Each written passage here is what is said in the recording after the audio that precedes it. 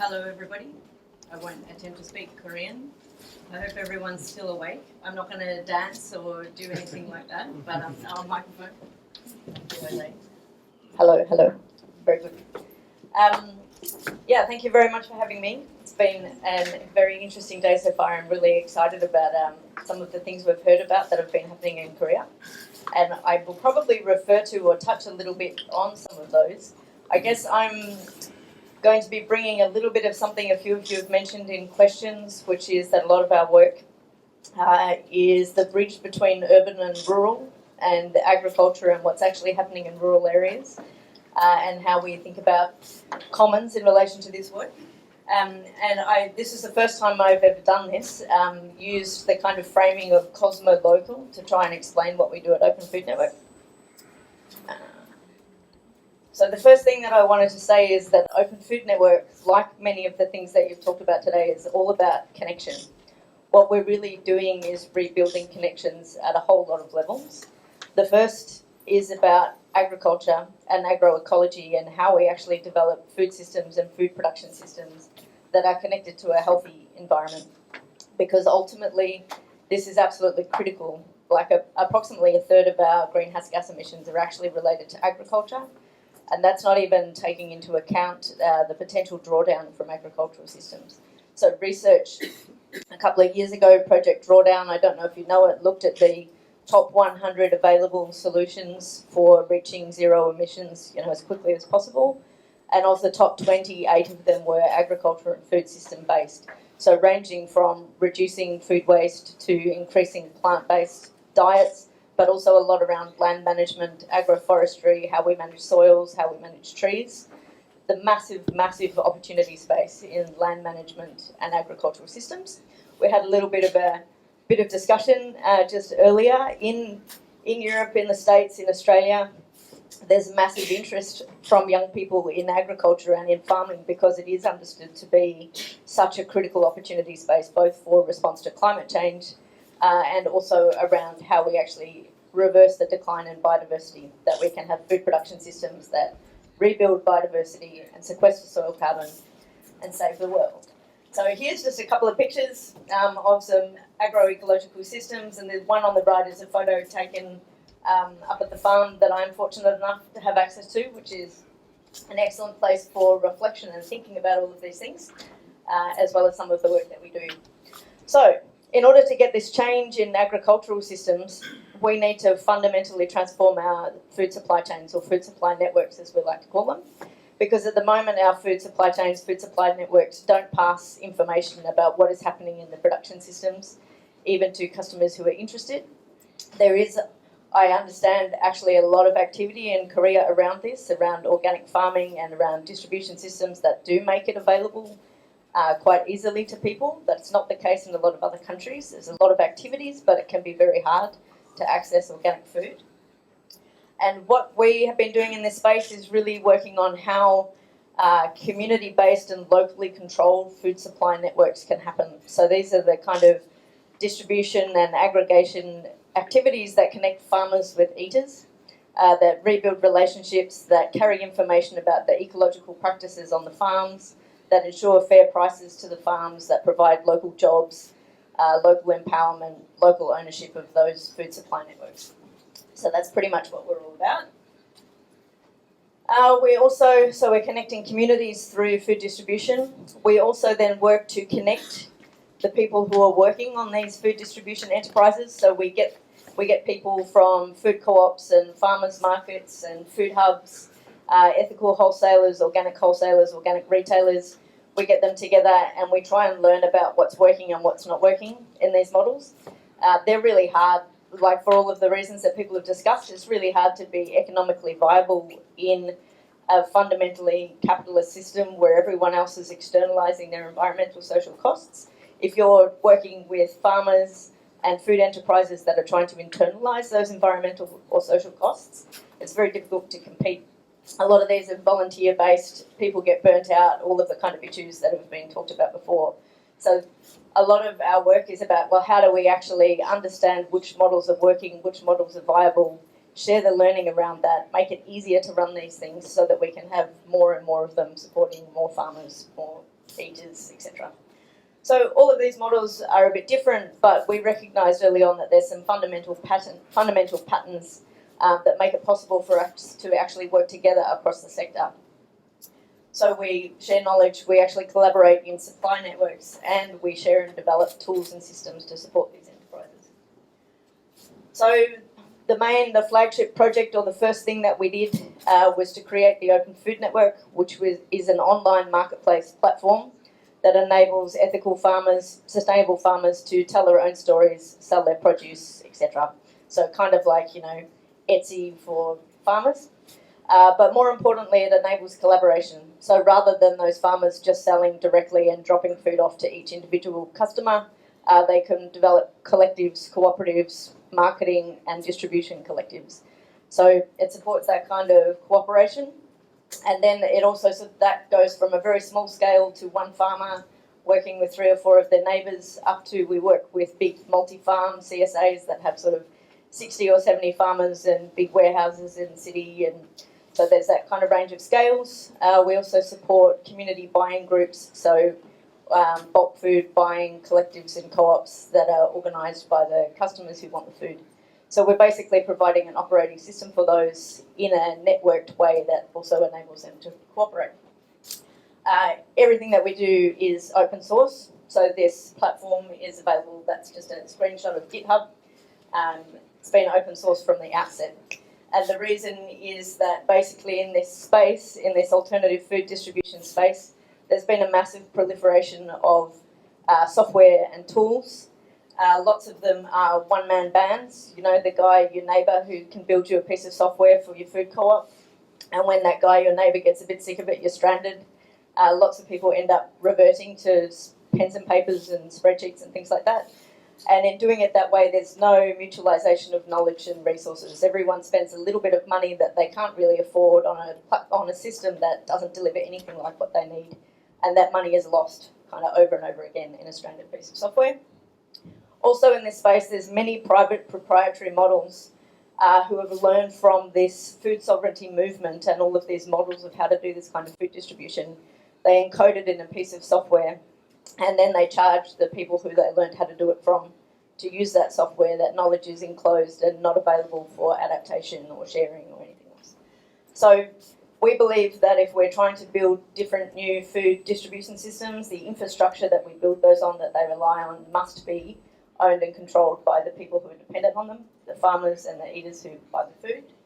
And that we can develop better solutions faster if we're working together, sharing knowledge, sharing which models work and collectivising that knowledge, and then encoding the successful models so that it's easily available for uptake by other people. So we develop basically a commons of tools and resources to support these local food supply networks. Open source and non-profit, I'll talk more about that. I've said that, great. Why is this an example of Cosmo-Localisation?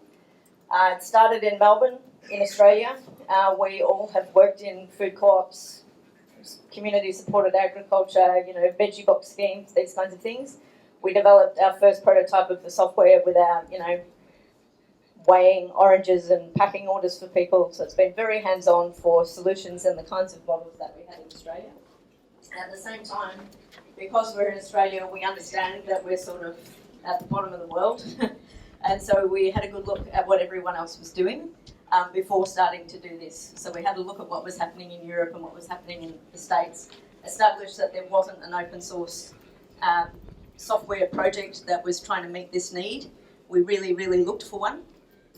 But we wanted something that was, open source, supported supply chain transparency, supported networking amongst the different enterprises, and allowed for huge diversity and local context, local adaptation in how those enterprises run. So there's quite a few more kind of cookie cutter bits of software, like if you do it exactly this way, this will work. But they don't have the flexibility for everyone, everywhere does things slightly differently. So yeah, we developed in Australia. We support about 35 food hubs in Australia, mostly pretty small, some of them a bit bigger. We're turning over, it's pretty small, about $2 million of food through the platform annually, and we think that we're getting ready for some significant growth in that. Subsidiarity. The global spread of the Open Food Network has basically happened as food activists in different countries have found out what we're doing, got excited and joined the party. We have expanded not by having one organisation, we have a non-profit organisation in Australia, which is what we started with, but each country develops their own organisation. Some of them are non-profits specifically for Open Food Network, some are auspiced through other organisations. The Belgian instance is auspiced by Oxfam. In South Africa, it's the African Conservation Trust, so finding aligned partners that will support and host that instance. And then they basically have to get themselves organised. You know, the software is there and available, but there's a lot that goes around that. So we now have operating software in about 9 countries and 4 or 5 more actively in development. Just wanted to do a quick touch on how the management of the global commons, which in the first instance is particularly this piece of software, although it has expanded from that, but how the management of that global commons has evolved. So to start with, it was a non-profit organisation in Australia, and when these new countries wanted to use it and wanted to use the brand and wanted to work with us, we had sort of direct MOUs with that initial Open Food Foundation. So there was a host or a central organisation, which was our non-profit in Australia. Most of the technical and software development work was done in Australia. People kind of tried to find developers locally and did in some cases, but it was at that time that most of the expertise was in our team, and so they ended up just paying our team to do things, which was our business model in Australia to start with, was that other countries would pay us to set up Open Food Network for them and to develop features depending on which customer or user they had. What has happened is we've moved to a much more distributed self-organising model. Australia is no longer the centre of the Open Food Network. We have one of the 6 core developers. There are no 2 developers in the same country. We're spread all over the place, particularly strong in Europe. We've developed a pledge, which is basically an agreement which outlines how we behave towards each other, what it means to be the purveyor of Open Food Network in a particular country, how we deal with conflict, all of those kinds of things, and we just sign it on. The lawyer on our board in Open Food Foundation every now and again has sort of like twitches about the fact that we don't have any legal trademark protection or any actual ability to control what people do under our brand. But the reality is the people who are part of the Open Food Network have a lot of social capital within the food movements within our countries, and if anyone attempts to do something a bit untoward, we have a lot of ability to shame them.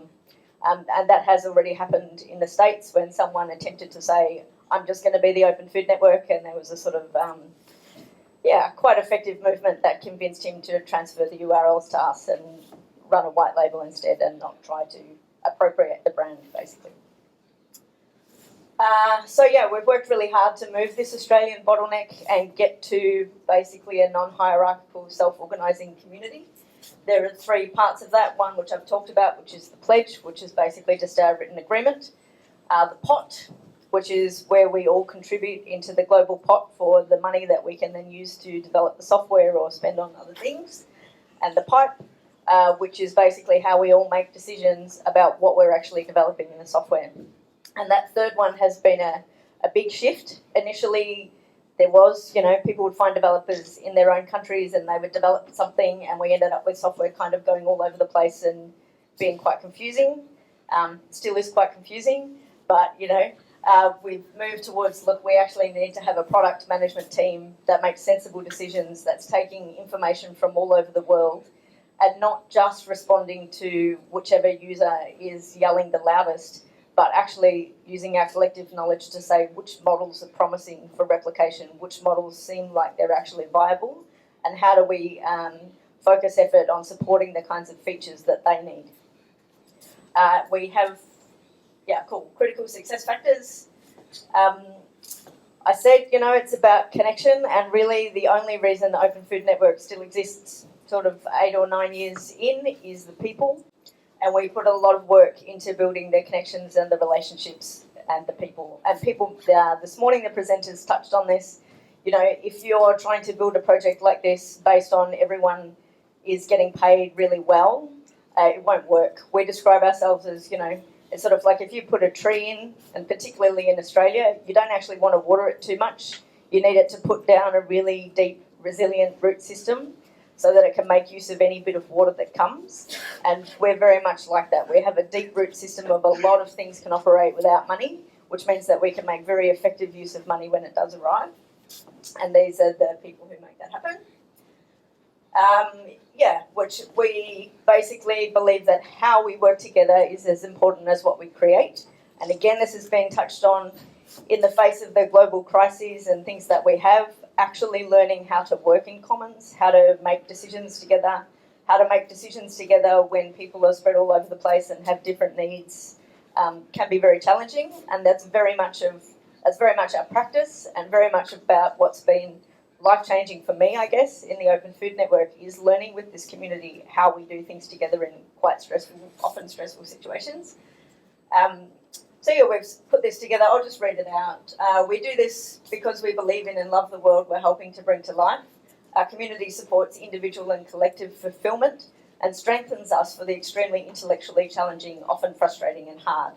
We are awake and focused people, and this is how we choose to spend our time. We are all deeply embedded in food systems change locally and globally, and we think, act and reflect at all these levels. We farm, we run food hubs, we act in our food sovereignty organisations and movements, do research and policy as well as build software. So what we build and why is fully understood.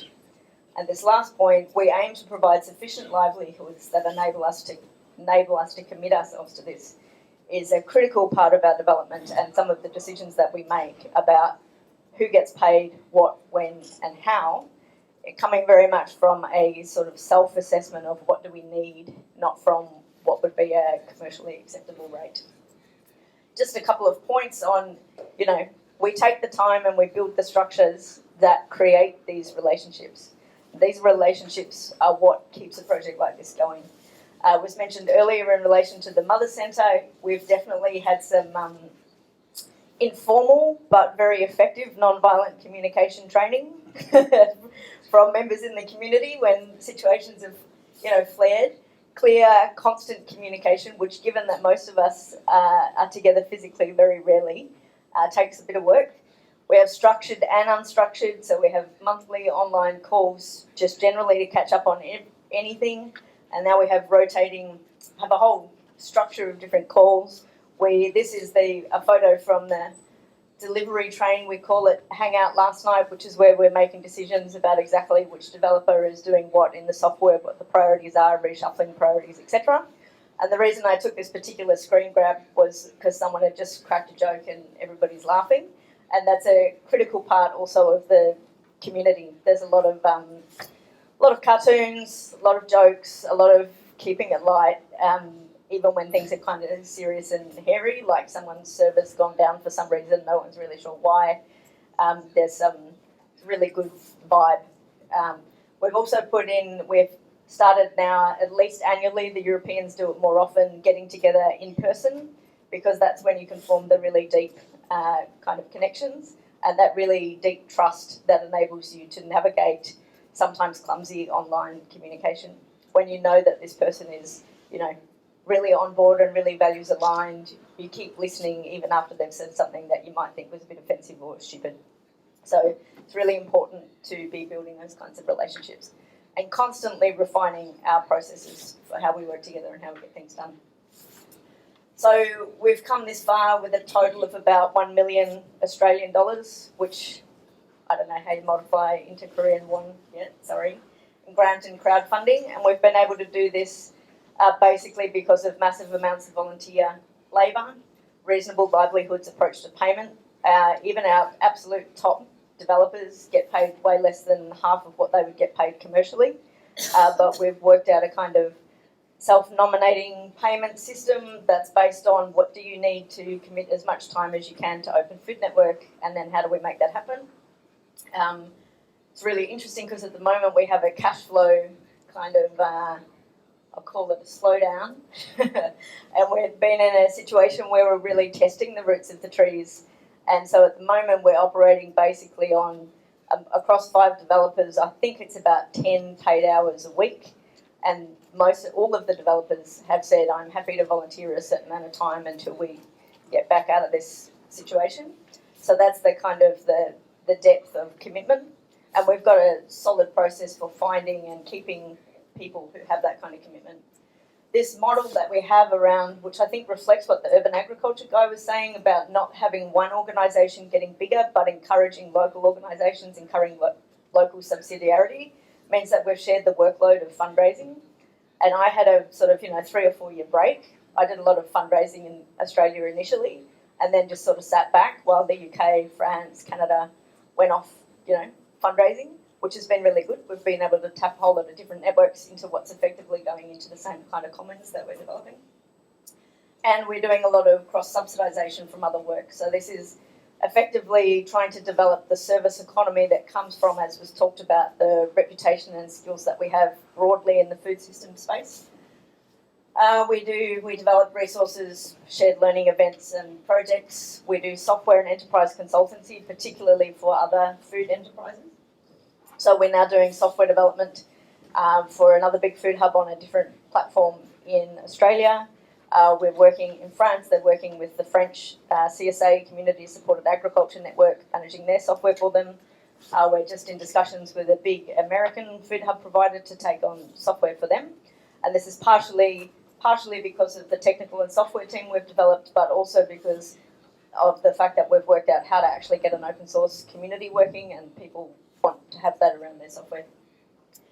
We also do sector development, so how do we improve the conditions for this kind of sector to thrive? So where we're getting into policy and research space. In Australia, we've now collectivised all of our consulting, so probably influenced by Michelle telling me about his thing a few years ago. So we now basically agree, work out our wage that we can sustain, bring all of the money in together from the consulting, and then cream off as much as we can for Open Food Network and our having a secure salary. So I've got a 12-month, I know I'm going to get paid this amount for 12 months based on the work that's coming in, rather than boom and bust. I think that'll do. Or maybe just the other thing is, it's been quite good because we can get research and consulting in a slightly broader space. So, for example, I've been doing a lot of work with a project that is getting into natural capital accounting for land use and agricultural systems, which has been really good to kind of expand knowledge, I guess, but also see very clearly how there is a need in the whole commons process, for us to be able to do this kind of accounting to demonstrate what impact the enterprises that we're supporting are having. So that kind of opens up the space of the other things we can do. So challenges.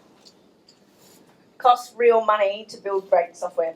So we're very clear that people won't and can't use us just because they agree with the ethos of what we're doing. It has to actually deliver a real need, which is kind of what Neil touched on with the Cosmo in local production. Do people actually have a real need? In the case of food systems, the situation for farmers, the viability issues for small sustainable farmers, food access into communities, regional lack of jobs and empowerment, there are real needs. People are working really hard to try and make this happen, and there is a real shortage of good software to do it. So there is a need.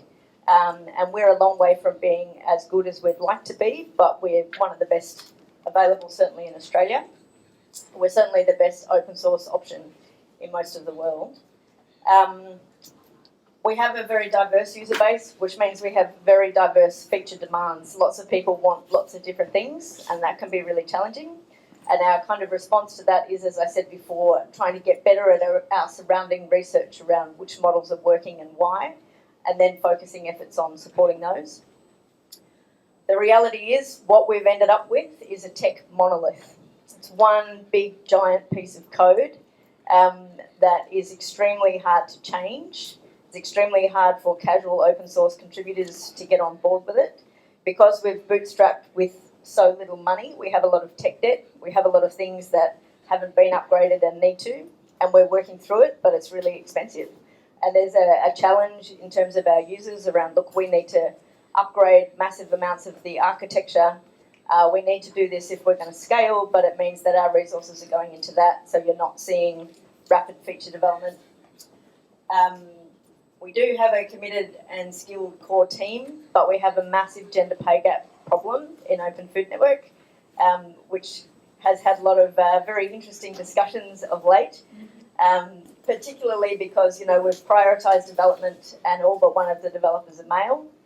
And then all of the care work, the facilitation, all of these meetings, all of the actual talking to users, understanding users' needs, all of that kind of thing tends to be done by women, with one exception.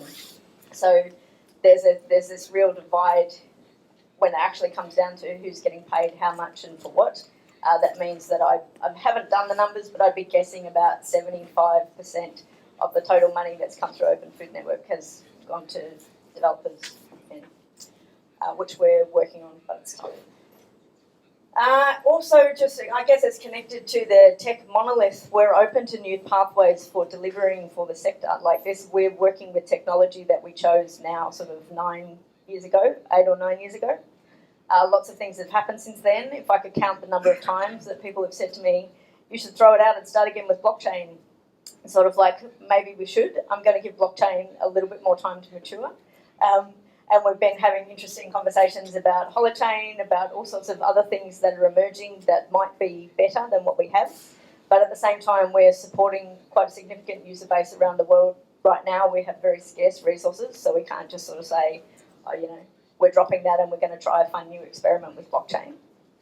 So the way that we're responding to this is basically to say we're working hard on the architecture to decrease the complexity, increase the ability for people to contribute, increase our ease of upgrades, working hard on our API so that we can be more interoperable with other pieces of software, which then opens up our ability to build things in modules that are useful to people using lots of different software. This is particularly pressing given that, well, it's a particularly interesting opportunity given that we now are also the software developer for a bunch of other food hubs and food system software. So we see, it really hurts every time we see ourselves building functionality into one of these systems that already exists in another one. So we really want to be getting to the point where we have kind of more of a modular marketplace and an ability to plug things together. And yeah, open to this. And the critical part of that is another project I should mention, the Data Food Consortium, which Miriam, who's part of Open Food France, has started. And that's really about trying to develop a standard or a protocol that all of the kinds of food software, food distribution, short supply chain software would be talking the same language. We'd have the same kind of concepts for what things are, which would mean that we can much more easily pass information between them and much more easily move to this more modular, flexible approach. So we're developing our API to be consistent with that standard, and which, you know, was in itself developed by Miriam, so not disconnected from the structures and semantics that we already have. But it'll be really exciting if we can actually get that to happen. So yeah, we feel like we've got everything in place, but the inescapable reality is we just need a lot more money than we have, which is the fundamental problem of the sector. So how can we get this money? It's a good question. I'm open to any answers. What about our business model? You know, when we started out, everyone's like, you're a startup, you're a tech startup, awesome. You know, you just need to do a little bit and then your users will be able to pay lots of money and then you'll be fine. It's kind of like our users are mostly broke, or if not broke, barely scraping even, often with a lot of volunteer labour. You know, the margins in food retail are just ridiculously small.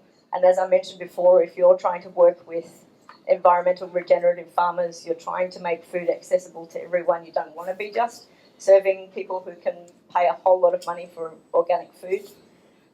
The reality is it's extremely hard to compete. There's only so much margin that people are willing to pay more for ethical food.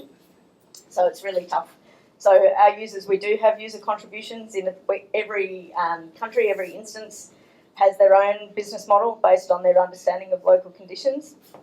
Ours in Australia we call community supported software, and our users can nominate you either be on a base 1% of your turnover, or if you consider yourself a solidarity partner, you can pay 2 or 3% of your turnover to Open Food Network. We only actually launched this a couple of months ago, and about 50% of our users have chosen the Solidarity Partnership hire packages, which was great. So we really like the fact that they're choosing that, not we're kind of forcing them and introducing a whole lot of complexity about which features you can't have. These kind of, really wanting to stick to our principles about access and to be able to support these models and support models and people doing this kind of thing, even if they don't have money. The reality is the business model of food retail is really tough. Like most of even the big supermarkets and things like that, they have loss leaders and they make it up somewhere else in alcohol and gambling, and we don't have that kind of flexibility in these models. I guess our competitors, although Miriam's very good at seeing them as collaborators in the how do we do short supply chain space, they don't have a business model either. No one providing this software into the short supply chain sector is making enough money from their users to deliver the cost of the software.